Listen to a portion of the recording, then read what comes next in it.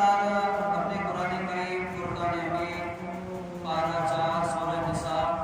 کی آیت نمبر 4 میں ارشاد فرماتا ہے یا ایھا الناس اتقوا ربکم الذی خلقکم من نفس واحدۃ ترجمہ کنز ایمان اے لوگوں اپنے رب سے ڈرو جس نے تمہیں ایک جان سے پیدا کیا۔ آج کا مائنڈ آپ نے دیکھا ہوگا کہ لوگوں کے اندر جو ہے نا، حالانکہ قرآن کریم فرقان حمید میں جا بجا یہ اعلان آیا ہوا ہے، اللہ تبارک و تعالیٰ فرما رہے کہ کیا اے لوگوں غافل نہ ہونا، کیا کرو، ڈرو اپنے رب تعالیٰ سے ڈرو جس کی طرف تمہیں لوٹنا ہے۔ اب اللہ تبارک و تعالیٰ نے قرآن کریم فرقان حمید میں تو ہر جگہ پر فرمایا کہ ڈرو،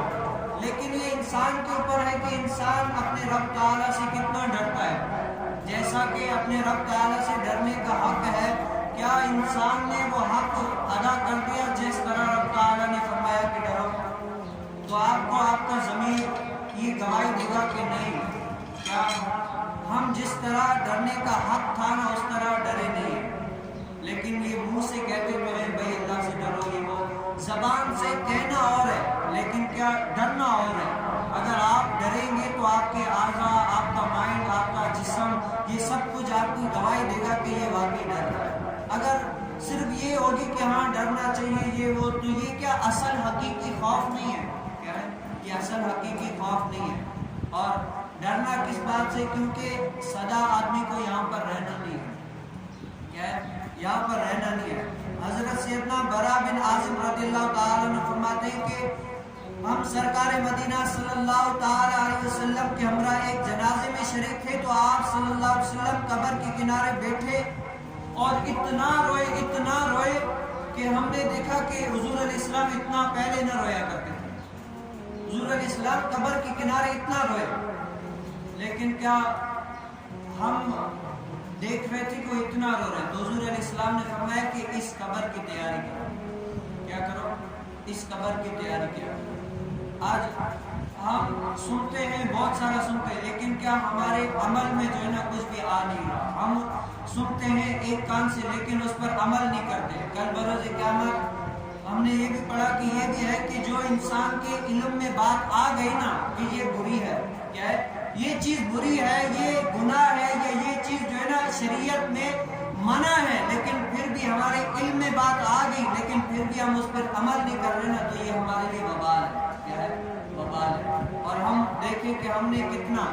اب انسان اپنے اوپر خود ہی غور کر لے، کیا میری کتنی عمر ہو گئی، میری کتنی علماء سے کتنے رابطے ہو گئے، کتنی اچھی دین کی باتیں میرے علم میں ہیں،